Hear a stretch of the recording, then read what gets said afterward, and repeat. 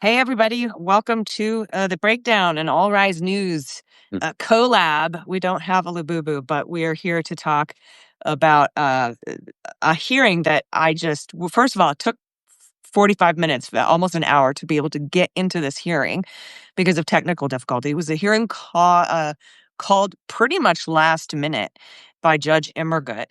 And so I want to give a little. Now, we're going to see if Anna Bauer can join us in a little bit. I think she has to download the Substack app first. But let me set the scene. Okay. So it was yesterday, right, that Judge Immergut's ruling came out. And please, everybody, welcome Adam Klasfeld. So she issued a temporary restraining order saying there's nothing on the ground in Portland that justifies the calling out of the National Guard. And although she says, I don't have all of the briefing and all of the stuff, this is an emergency hearing. And in order to issue a temporary restraining order, I don't need all that. I just need sort of a first look. And her impression is that sending out the guard was just, the wrong idea under 12406, which is the authority, I think, that Donald Trump wanted to call it the Oregon National Guard with. I could be wrong on that, but you'll correct me if I am. So she issued a temporary restraining order saying there's no need for on the ground for the guard. There's like 6 people, and one of them's dressed up as a giant inflatable capybara. So no, we don't need the National Guard here. So that was yesterday. Then Donald Trump and the Trump administration, Pete Hegseth, called up already federalized Guard in California. These were guards that were National Guardsmen that were federalized in June to the response to the war-torn, war-ravaged nothingness that was going on in Los Angeles at the time. And that order still stands. So they just moved those already federalized guard to Oregon, and they were on their way.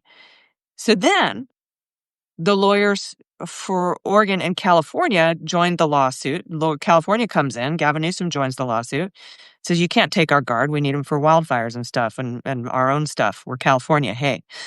And so and then Hegseth puts out an order that he got permission from Greg Abbott to deploy Texas National Guard to Oregon and Chicago.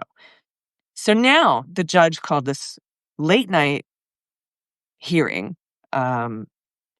emergency hearing, because California and the city of Portland and the state of Oregon are all, they wanted a second restraining order saying that the DOJ is just circumventing Your Honor's order because the order is grounded in the fact that the guard isn't needed. And since Your Honor said you blocked the Oregon National Guard, the DOJ exploited that by saying, well, we'll send California Guard and we'll send Texas Guard. And so we're playing a game of whack-a-mole. And I have to tell you, my impression is that Judge Immergut, who is a Trump appointee, is pissed off about this. And that's why she called this Sunday night, 7 p.m. meeting. So Adam, did I get any of that wrong, or is that kind of the gist? That is 100% correct. And the way that you can tell that a federal judge is very angry, even if that judge doesn't raise his or her voice, is if they ask repeatedly if to respond as an officer of the court. Judge Immergut sent again and again to the DOJ's senior attorney, Eric Hamilton, did he believe, as an officer of the court, that the proper response to her order forbidding the federalizing of the Oregon National Guard was to send the California National Guard to Oregon? Hello there, Anna. Now we have the full panel with us. So I was going into the fact, and I'm sure that you will echo these remarks. It is never a good thing when a federal judge reminds a DOJ attorney that they're an officer of the court and says, you are an attorney, when they say, I am not a policymaker. It is. Yeah, and that seems to happen a lot these days. So everybody welcome Anna Bauer from Lawfare. Anna, Hey. I briefly summed up the order of events where Oregon National Guard was called out, They sued, got a restraining order. She granted the restraining order for the Oregon National Guard. Trump then called the California National Guard that was already nationalized back in June, federalized back in June. And then California jumped on and joined the lawsuit. And then they got Texas to call it the National Guard to not just Portland, but also Chicago. And that's kind of where we are. She called this emergency hearing. And so Adam was kind of going over a little bit of what I kind of took away from this. And you've done a lot of court reporting too. Well, she was mad. Mr. Hamilton, like multiple times. And as Adam just brought up, reminding him that he's an officer of the court. So everybody welcome Anna Bauer to the discussion. Hey, Ann. Yeah, thanks for having me. And Adam, please continue. I didn't mean to interrupt you because you had a great train of thought there. I just wanted to remark that, you and I both go to these same hearings over and over again where it seems like I hear so much all the time, judges saying to DOJ attorneys who are probably not used to it, where the judge says, as a reminder, you are an officer of the court with an ethical duty, the implication being that they have an ethical duty of candor and honesty. But please, Adam, continue because that was a great comment. Right. I mean, your point is absolutely 100% true. This is now a commonplace occurrence. It used to be an extraordinary dressing down when a judge would say, let alone to a government attorney, you respond as an officer of the court. Now it's a routine occurrence, just like it used to be an unheard of occurrence to say that the presumption of regularity has been destroyed. Now that is something that is becoming more routine. It's something that was said in the case of Kilmar Abrego Garcia by Judge Sinis. But to turn back again to today's hearing, one thing that I found very interesting is that while the state of California and the state of Oregon were asking to modify the temporary restraining order to include all of the 50 states and the District of Columbia. At a kind of request that accepts as a idea that it requires modification. The judge said again and again that the government's actions were in direct contravention to her original order. It's a subtle distinction, but it's an important one because what was brought before her was a request for a modification. She says, this is not a modification. This is encompassed in the original order, but I will put forward a second TRO. Yeah, and I was reminded of another case because you brought up the Kilmar case. Judge Friedman said in just 6 months, the president of the United States may have forfeited the right to such a presumption of regularity. And Judge Chutkin said defense counsel is reminded of their duty to make truthful representations to the court, which is another way of saying you're an officer of this court, which is you guys were saying we hear a lot more often. And even most recently, I mean, if you recall another emergency weekend hearing that we had that not, very different from this one in that it all happened within the span of, it came together within the span of a few hours, which was the case before Judge Suknanon related to the efforts by the Trump administration to essentially, take kids who are unaccompanied minor migrant children out of their beds at night and send them on a plane back to Guatemala. The judge who eventually took over on that case and was assigned the case is a Trump appointee named Judge Kelly. And most recently, in his order in which he granted a preliminary injunction in that case to bar the removal of those children, he effectively said, the government's representations, because they were making all these statements about, the kids are all children whose parents want them to be returned to them in Guatemala, making those types of claims. And again, it was a Trump judge, as this one is, who effectively called out the government. And I think that what we're seeing here is that over and over again, district court judges, but not necessarily the courts of appeal, are doing their jobs and paying attention closely to these facts and the patterns that are happening in which the government is,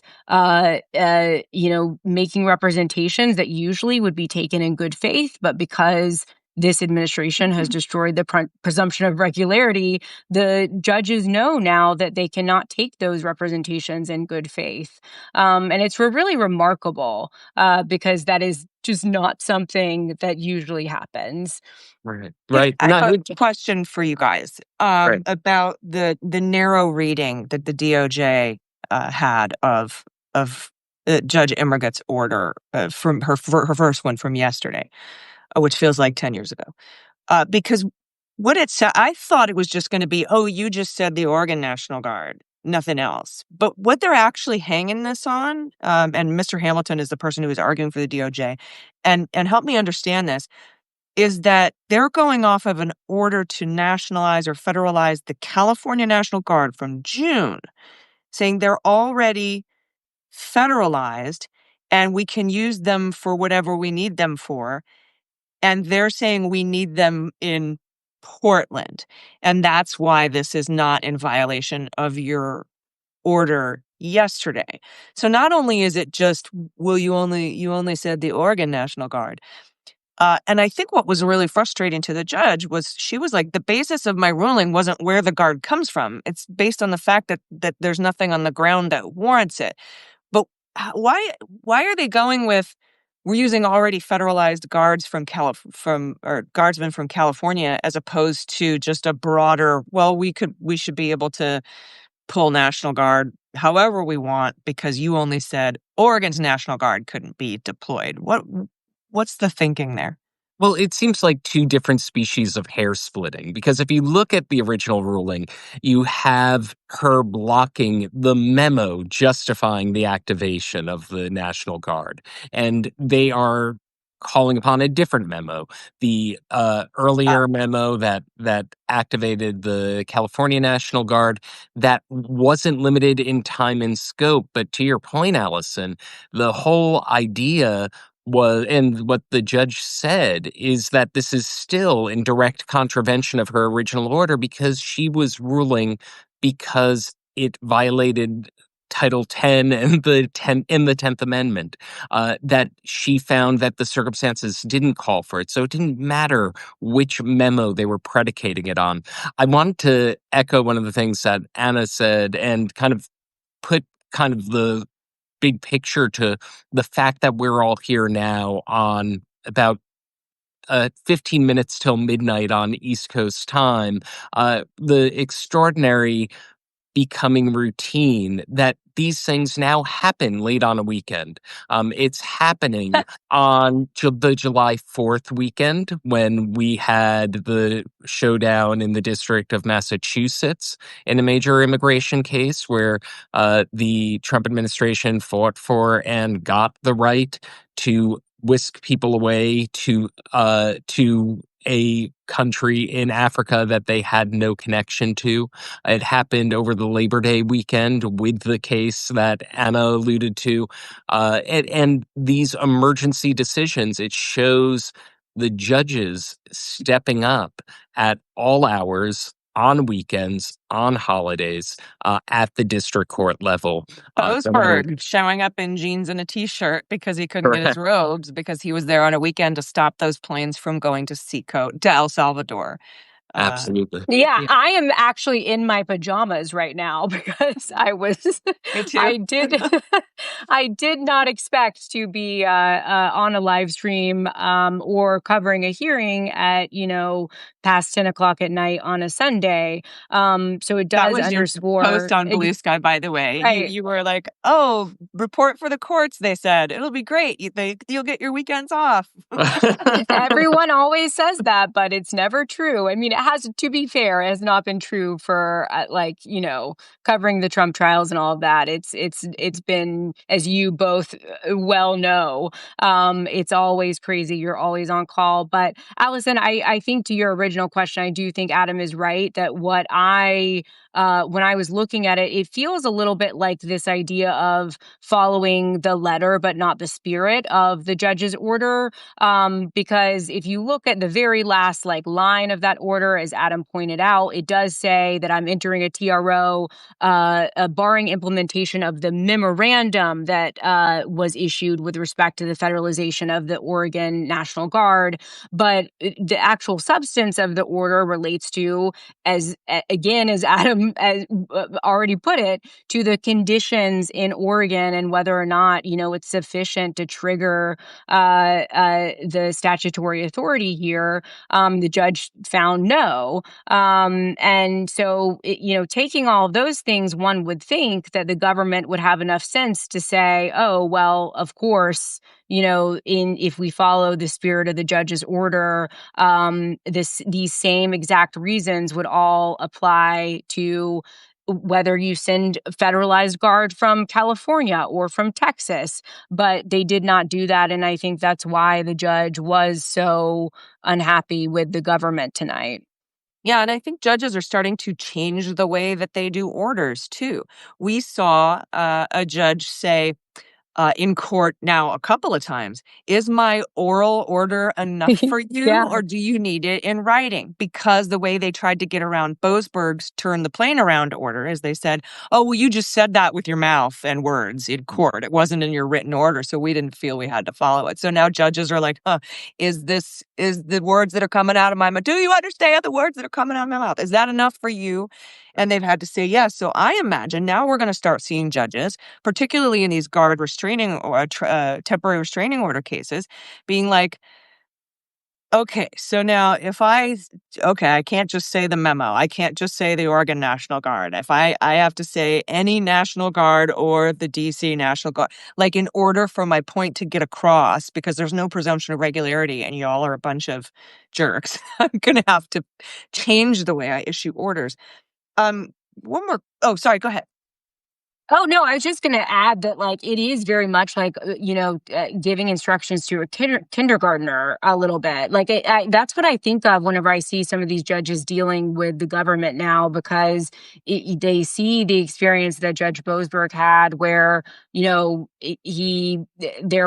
was a little bit of wiggle room in the order that he issued, although I don't think so on a fair reading, but obviously the DC Circuit, there's a whole backstory there, but basically it was enough to which at least 1 to 2 members of the DC Circuit saw it sufficiently ambiguous in that order regarding the flights to El Salvador, that he wasn't able to really hold anyone to account, at least thus far.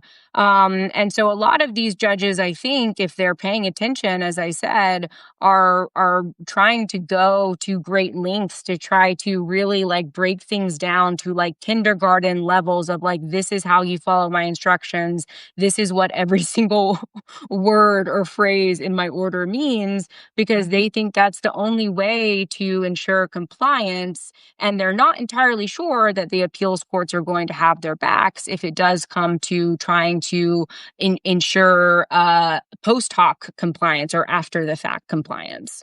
Yeah, I was like, at first I would just ask my ex-husband to clean the kitchen, and that eventually turned into, okay, I need you to wash the dishes, wipe down the counter, lift up the coffee maker, wipe underneath the coffee maker, put the coffee maker back down, use soap. It gets a little bit ridiculous that you can't just trust the spirit of an order anymore. Adam, let me ask you a question, and Anna, you can chime in too, because this is something I'm a little confused about. The judge was asking toward the end of this hearing about what the Ninth Circuit is going to do, because the government has filed an emergency stay. Please stay this order with the Ninth Circuit Court of Appeals, and has filed the same with Judge Immergut, and asked for an administrative stay as well. And she was asking how, if she issued a modified order or if she issued a second order, how would that be impacted? How could her order or would her order be impacted if the Ninth Circuit granted an administrative stay, or another type of a longer stay? So could you maybe explain that a little bit? And then also, there was one other thing I wanted to ask about. oh, the administrative stays. By the way, I was like, I thought the hearing was over. And then Hamilton was like, oh, one more thing. And I was like, oh my God, what? You want to continue to talk to this judge right now? He's like, yeah, what about our request for a stay and an administrative stay? And she's like, it's denied. Court adjourned. Like it was, whew, she was really upset. But can you answer that Ninth Circuit thing and how the difference between a second restraining order versus a modified restraining order? Because she was reluctant to modify her order. Yes, so I think you just said it, Allison. At the end of the day, she drew the kind of subtle distinction of her original order she found was directly contravened. And so there was a violation of her original order. And so though there was a request for the modification of the original order, as I understand it, it got a little, there was a little bit of back and forth toward the end of the hearing. It came down to her issuing a second TRO that essentially clarified the original order. But what she said repeatedly throughout the hearing is there really isn't any daylight between the first order and the second, because the second order, the the government's actions already violated the first order. The second one is to eliminate all doubt. I don't know if you had a different takeaway, Anna. Yeah, so if I could just chime in a little bit on the question about like how it relates to the appeal. Judge Immergut, is that how we're pronouncing her name? Immergut? Is that I correct? haven't heard Okay. it pronounced, so I've been saying Immergut, but I All don't know. right. Apologies to Judge Immergut if she is listening and I am pronouncing her name incorrectly, but that's what I'm going with tonight.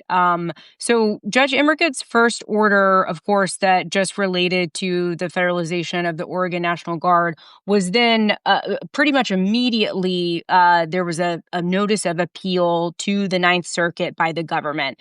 Typically, the way that jurisdiction or the court's power to decide a case, the way that that works is that, like, basically, as soon as a notice of appeal is filed, the district court, which is Judge Immergut, is, divested or not allowed to hear the case anymore because it's now in the power of the appeals court to figure this whole thing out and decide the case. You usually So that can't appeal a temporary restraining order, right? Well, so there's also that issue as well, which I think we don't necessarily need to get into but there's a kind of longer story there about, like, usually you can't appeal a TRO or a temporary restraining order. Usually you only can appeal a preliminary injunction or above, basically. But in the Trump era, we have seen that a lot of appeals courts have construed or read TROs to basically be preliminary injunctions, Okay. and as such have taken the appeals, even though technically the orders are temporary restraining orders and not injunctions. But And as a matter of people, fact, oh, sorry, I was just go going to ahead. interject. As a matter of fact, that's exactly what happened with Judge Breyer's order in the Ninth Circuit. I'm sorry, Anna, I didn't mean to interrupt. No, you're good. Yeah, that is correct. That's exactly what happened with the Judge Breyer order related to the California federalization of the National Guard. But what's important here is that as soon as that notice of appeal is filed by the government, typically it all kind of goes to the appeals court, and the trial court judge or the district court judge, which is again Judge Immergut, doesn't have any power to like do anything anymore. And that relates here to what was going on with issuing a new order as opposed to a modified order, because that original order was already at the appeals court, basically, by the time the second request for a temporary restraining order got to her. So that's why at the very end of the hearing, she was asking, like, how does all of this relate to what's going on at the Ninth Circuit? There's also maybe a different question as it relates to California because there's separate litigation that is now on appeal to the Ninth Circuit. But just to make it a little bit less confusing for the non-lawyers, the basic issue here was kind of like, how do I have power to issue this order if, it's already at the appeals court? And the answer was, you can issue a new order. There are all these new circumstances, that kind of thing that That's why relates she was to. concerned about modifying an order that was with the Right. Ninth Circuit. I see. Exactly, because she can't modify it now because that's already at the Ninth Circuit. But the changed circumstances with the fact that the California National Guard, which is not the original circumstances of the initial order, and then also now the Texas deployment of Texas National Guard troops, which just came up minutes before the hearing. She was able to cite those two things as a reason to, issue a whole new order as opposed to just modifying the other To one. have jurisdiction Yeah. back on something Hmm. like. Yeah. I'm seeing a number of commentators talk about fear for what's going to happen in Chicago and how it came up during. I just want to mention something about that because I see a lot of folks commenting about that. Uh, the one thing that did come up in the hearing was the possibility of sending the Texas National Guard to Chicago. I think one of the important things about public hearings like these show the limitations of Trump's power. Now, if you look at the Posse Comitatus trial in California, what we saw is that for all of Trump's claims that he's going to uh, deploy the military for use in civilian law enforcement during the trial in California, what was found out was that they detained people a grand total of 2 times. They violated the Posse Comitatus Act, Judge Breyer found, by trying to use the military for traffic control and other civilian purposes. But for all of the talk of the Trump administration, the second these plans go into action, we find that that according to a Reuters investigation in Washington D.C., the law enforcement activity in the city hasn't meaningfully changed over that time. So I think the public hearings here, that this isn't to minimize um, how unconstitutional and how lawless a lot of these actions are. It's also to cast a realistic view on the limitations of Trump's actual power. And what the courts keep doing is showing how limited those powers are, even in a system of a very, very high deference to the executive over control of the military. Yeah, and I think it's interesting that the government would choose to exploit, semantics in this particular case, rather than try to build a case to say that the situation on the ground in Portland has changed. I mean, it looks like the DHS is doing everything it can to be like, people are ramming into our cars and blocking us in. And I mean, it's a lot of it is unfounded, and we don't have the details on that yet because only the DHS is putting out these press releases. But it just seems interesting that it feels like one of those situations that, all three of us were covering during, the Trump investigations, where they would say one thing to the public and one thing to the court. Hmm. So to go 100%. with the loophole that they only said the Oregon National Guard, and we already called up the California National Guard, and that memo is still good, and you didn't block that one. To go with that instead of to try to build a case to say, no, the situation on the ground in Portland has changed because it is a lot more dangerous. There is a lot more violence.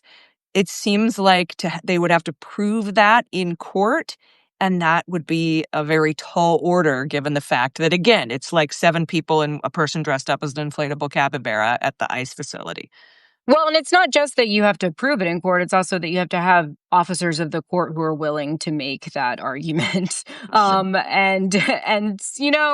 I'm not entirely sure that I don't know much about Eric Hamilton, who was arguing tonight, but he certainly did not seem keen to go down that route, Allison. Right. So, that is at least notable.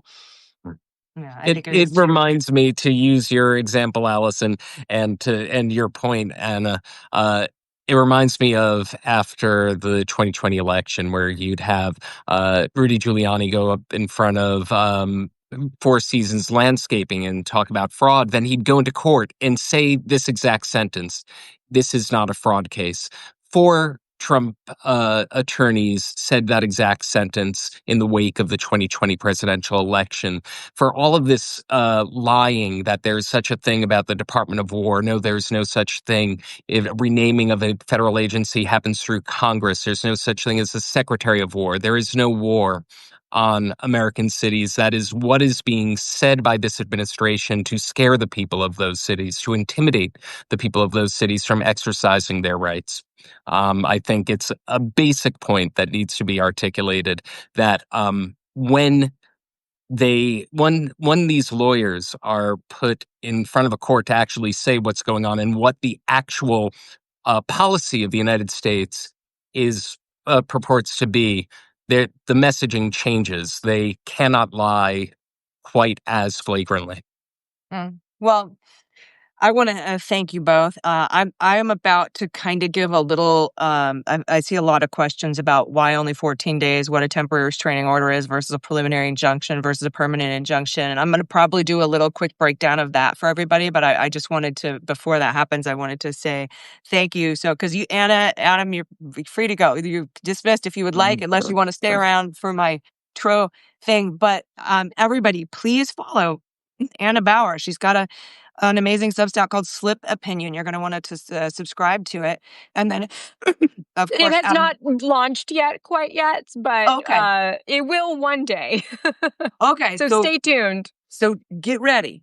And then, of course, All Rise News, Adam Klasfeld. And it's, obviously that it's free to subscribe. But if you can support independent journalism, please do. And also, support Lawfare, where Anna works doggedly with some incredible podcasting and writing and reporting for the courts. And you can support them as well. So thank you, Adam. Thank you, Anna. Do you have any final thing? The only other thing I want to say is I think it was interesting that while we were waiting about an hour to get into the hearing because of the technical difficulties, that all of us in this little universe were texting one another. Like I was texting with Kel at National Security Counselors, Anna, Katie, Fang, who's out and about and was listening and working hard because she works so hard. Adam, another friend of mine, I was texting with, and we were all sort of going back and forth, waiting to get into this hearing, and communicating with each other. And so I think that this community of independent journalists is just so important for everybody, so that they can get these like blow by blow on the ground things that it's so important to just be right instead of first. And you guys are just so good at it. So I just want to thank you so much for jumping on at all hours of the night on a Sunday to speak to everyone and to sort of explain what went down in this hearing, because it was a pretty remarkable hearing, I thought. It really was. And thank you so much, Allison, for the same exact reasons. I know that no one works as hard as you. So I always appreciate your work. And I am going to exit because it is midnight here on the East Coast. Adam, fantastic as always. Allison, thanks again for having me. I appreciate it. And thanks everyone who listened. Thanks, Anna. Thank you. Thank you both. It's always a pleasure speaking to either of you, and so both of you at once is a real treat. So have a have a good night. Night, Anna. And I hear Waj is here and listening. So I think that's pretty wonderful too. Waj, always working. Waj, do you want me to invite you to this thing? Where are you? I'll try. Let me see if I can invite you and bring you in as I explain what's going on with temporary restraining orders. Might as well see if you're out there. Waj. The left hook. I think that's you. I think I can invite the left hook and maybe you'll show up. But anyway, so there were a lot of people asking about why this is just for 14 days. Is this a temporary restraining order? And why is it a temporary restraining order? That's usually the first step. There he is, up late. So it's always starts with an emergency hearing. Always starts with a temporary restraining order. Temporary restraining orders can only last 14 days, and judges can extend them one time, an additional 14 days. And during that 14 or 28 days, that judge is considering whether or not to issue something called a preliminary injunction or a permanent injunction on summary judgment. And correct me if I'm wrong on any of this, Wash. So what she's done is before briefing, and she just kind of gets the stuff up front and says, "Yeah, this is sus. This is fucked up. I have enough here to issue a temporary restraining order," and then so that goes into effect, and that's why you usually can't appeal a temporary restraining order. Is because it's not appealable. It's not been briefed. Nobody's got all the facts, but it's just to keep everybody safe and keep the status quo for now. I mean, if you think about it for like a restraining order against an abusive person, you go in and you show your preliminary evidence before there's big hearings and depositions and all that other stuff and all the law is considered, because that takes a lot of time. In the meantime, let's make sure that person is safe and issue a temporary restraining order based on these limited facts. And then we'll see about getting a more permanent solution. So the next step here would be this judge is going to decide whether or not there will be a preliminary injunction or a summary judgment permanent injunction, meaning I've got enough to make a full ass determination here and call this a permanent injunction. And both a preliminary injunction and a permanent injunction then can be appealed to the Ninth Circuit, although the Ninth Circuit might decide that they want to stay a temporary restraining order, even though that's not normal. So it's not like they can't hear or appeal a TRO, a temporary restraining order.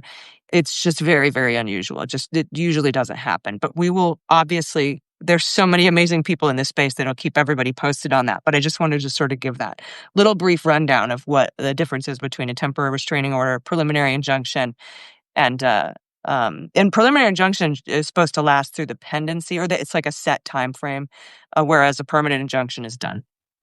And it's hard to get a TRO, and the fact that she did one yesterday and she did one today, and based on what we know so far, and by the way, I was up, I was just listening. I had no desire to come on. I was listening to smarter people than me. I haven't practiced law in 13 years, but I was just up and need some good news, and I saw that this judge is not effing around in any way, shape, or form. And for those, I'm sure you already talked about it, but she told the lawyer for the Trump administration, and I have the quote here: "You're an officer of the court, and my order dealt with conditions in Portland. So are you trying to circumvent my order?" And of course, the answer is yes, because Portland, Oregon is not a hellhole. It is not a war zone. And then just, what was it, an hour ago, Donald Trump is trying to get 400 National Guard members from Texas to move on up. So that's going to be interesting. We're going to have some more breaking news tomorrow, I'm sure. It's an interesting situation because she said there's a prohibition of deployment of any National Guard from any state into the state of Oregon, right? So she is not messing around. Oh, that's our new cat. Sorry, that's the new Hi, cat. Kitty. Hi, new kitty. That's the new cat who's making his appearance. So I think he wanted to listen as well. There you go. That's him. He's just taking over the home. And he's up. So yeah, we should be sleeping. It's 12 o'clock, but I never sleep.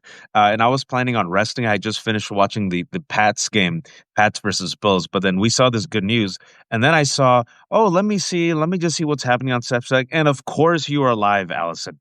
So I'm like, of course she's live. So that's why I listened. But I think, well, we were supposed to talk tomorrow. I think we'll have plenty of talk about. But also the fact is, I mean, I'm glad the judges are stepping up. I think this is huge. Now, it remains to be seen. We have seen this administration give a middle finger to judges for the past 8 months, Allison. They don't care. Case in point, a judge ordered the turning around of the plane that had 200 plus men, including Kilmar Abrego Garcia, who were literally abducted without due process and sent to die forever in a prison run by Bukele, thanks to our $6 million. You could see they literally lied. They ignored it. They sent these men to die. But this is, Alice, I want to ask you this. This seems like a weakened, desperate administration that is going all out. I'm sure you've seen the posts and tweets from Donald Trump and Stephen Miller today. This is like them ramping up what you and I have warned about. Like, this is them going to straight up martial law as soon as they can.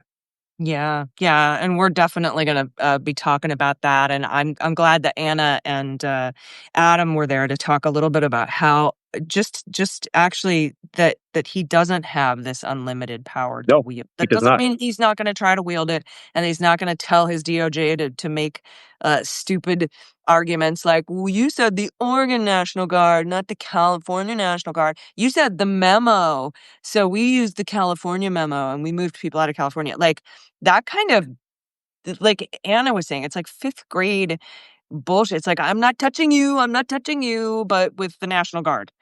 But she said all So the judge today said none. That's the best yeah. part. You cannot So send yeah, any. that's why the judge issued a second temporary restraining order saying, all right, okay, now that I know what game we're playing, and this is a Trump appointee. This is a Trump Mm. appointed judge. Judge Emmergut is a Trump appointed judge. So she says, all right, now that I know what game we're playing, no National Guard from any state can be called to, because of the situation on the ground, 12406, because I think it violates Title 10 and I think it violates the 10th Amendment sovereignty. Those are the reasons. That's the basis for this, not where the Guard comes from. But hi, Kitty.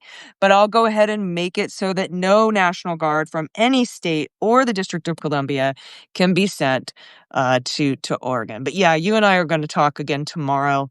Um, I'm about to get out of here for the night. But we're definitely going to be And speaking about also the this threats against ramping judges. up. Yeah, also the threats against judges. I mean, I don't know if you've been following today. This was The me doing fire. the least amount of work ever, and I still been trying to catch up. Is that you had both Elon Musk and Stephen Miller openly threaten judges, and then lo and behold, yes, exactly, South Carolina Judge Goldstein, who, by the way, tried to protect South Carolina voting rights.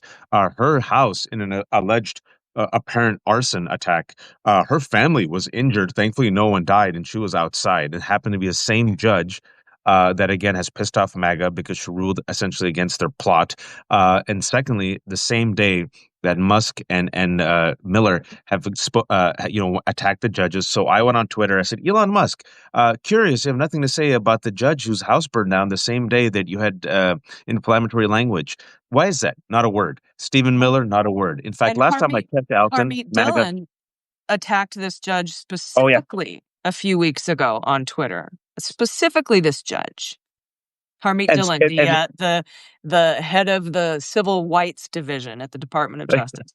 yeah, she will. She'll be knocking at the gates of Valhalla with Kash Patel and Usha, and wondering why no one opens the door. That Harmeet Dillon, whom, by the way, the MAGA mocked once she wore her dupatta and did a sick prayer at the RNC because she's woke and DEI, and she still is like, you know what? Let me still bat for this team. It's shameful, Allison. It's scary times now, but I do think we have to take all the wins that we can get. And I know we're going to talk tomorrow, but this is a big win. These are judges now coming out and saying no. There is separation of powers. You are not king. These are judges now slapping him down. And I don't know if you saw in Chicago, the community came around. It's a great. I mean, it's a horrifying video. It's a 3.5 minute video, but it ends on a Oh, positive note. The one dude, they tried to zip tie it. Two men try to zip tie this man, and the entire Latino community comes around, and they finally just give up and leave. yeah. Yeah, they just got in their car and ran away, drove away. I would not recommend touching any ICE officers, Nope. but that was a fun video to watch. And we're going to talk. You and I are going to talk a lot more. So everybody watching this, Waj and me tomorrow here on Substack live at 10:15 a.m. Pacific, 1:15 p.m. Eastern time. Are you in Chicago, Waj? No, I'm in DC, Virginia. But yeah, I mean, I was just in Chicago last week. Just horrific. We were all just gathered at O'Hare Airport watching the football game. I walked out, had a chai. Family members were out. It was really terrifying, Allison. Just scary. Yeah, I was watching a baseball game and it with the Cubs who beat my team. That's okay. But it looked terrifying. The sky was Yeah. blue, the sun was out. Wrigley Field just looked like a war zone. And it sent chills up my spine. Oh my God, Chicago is fine. Portland is fine. Get the fuck out. GTFO, Yeah. Stephen Get Miller, out. who's Get pulling all these strings. But you know, the one good news is the one. I mean, I'm trying to find any good news. It's all terrible news, but we still have to find something. Like you and I have been saying, overreach. They've overreached because Stephen Miller is like, he's like that character. Who's that guy from Family Guy who goes giggity, giggity, giggity? The guy who's like super horny and gets like very excited. I think people know who I'm talking about. Like he sees a pretty girl, he goes giggity. So Stephen Miller has all the power, and he can't wait. He's been waiting since ninth grade to do this, and he doesn't realize what a freak he is, and they don't realize that people think they're extremists. And the polls have come out. He Quagmire, kind of thank you. looks like Quagmire, Yeah, except he he's like doesn't white have as much nationalist hair. Quagmire. He's white nationalist Quagmire without the hair. And I'm sure we'll talk about this tomorrow. The poll numbers have come out. He's negative. Trump is negative double digits on the economy, on inflation, and finally on immigration. And he's going down, and young people are fleeing. So this is an act of desperation. It is a weak administration. They are cornered rats, and there are more of us than there are of them, folks. I just want you all to remember this because it might get bleak, it might get desperate, it might get scary. It probably will, but there are more of us than there are of them, and they're realizing, oh shit, they're losing the people. They don't have the majority. Yeah, and they're just Stephen Miller's not giving Trump any of the information that he needs. And I think that's by design. They don't want his input. They want to run this government the way they want to run it, and that's why Trump has put up a photo of an auto pen to take the place of Biden's portrait in the White House, because as part of Darvo, reverse the victim and the abuser, right? And that Hey, did you see his every speech today? He just looks action is a old. confession. Oh, He just Trump's speech in front of the Navy today was pathetic. He just like made stuff up, sundowned. Like, Hillary goes, I read it somewhere in my book. I forgot it. You can look at it like somewhere. I forgot. He forgets what he wrote. He cites something that he wrote in his book, but then he tells him he forgets it. But then he also has this threat against Democrats. He says, Democrats are a gnat that we have to get rid of. And I'm like, okay, now you all are openly just engaging in stochastic terrorism. He called Democrats gnats. It's a threat that we have to get rid of. how is that And then different from cockroaches or vermin? and then it was in front of the Navy folks. And then also he made a crack against Barack Obama, but thankfully, like, he did not get the applause or the hooting and hollering that he desired. They were mostly silent. So maybe there's some hope that even our armed forces, Allison, are realizing this guy's a freak. Leave my Navy alone. Now, I know it's my Navy, actually. It's anybody who's been in the Navy calls it my Navy. I was only in for 10 minutes back in the 90s, and it was under Clinton, so we only read books. But it's my Navy. So leave it More than alone. I was in it for 0 seconds, so 10 minutes is more than most people watching. Anyway, I might be exaggerating about the 10 minutes thing. Thank you all so much for sticking around. Thanks, Waj, for joining at the very last second. And like I said, you and I tomorrow, Substack Live, 10:15 Pacific, 1:15 Eastern. And thanks so much to Anna Bauer. Find her and follow her on Substack. And of course, Adam Klasfeld of All Rise News. And if you get a chance to subscribe to The Left Hook, if you haven't already. Everybody was like, Waj, Waj, Waj, Waj, Waj. I felt bad. I was just here. I didn't mean to. I just came to listen. That's all. I swear. I do that a lot. I love that. And so, yeah, but I was happy to pop you on so we could talk about what we're going to talk about tomorrow in more detail. Everybody subscribe to Everybody's Everything. Yeah. And specifically subscribe to Allison and Daily Beans podcast. And also now she does videos for Midas Touch. And then she texted me earlier today at 2 p.m. She goes, hey, want to do a live? I'm like, I'm pulling an Allison and forcing myself to do Let's Work today because I came back from another trip. She goes, I did 2 videos and I feel like I should be working. I'm like, stop working, Allison. What's wrong with you? And then lo and behold, at friggin' 9:17 p.m. I was like, ooh, middle of the night court hearing. Let's watch. She's like, should I rest? No. Middle of the night court hearings. Yeah, let's talk about TROs. And there's 1,700 people, fellow nerds, and I said that as a compliment. They're like, TROs, tell me more. Tell me more. Oh my God. So good to see you, my friend. Thanks everybody for joining us. See you We'll see you tomorrow. tomorrow. Thank you all. Night.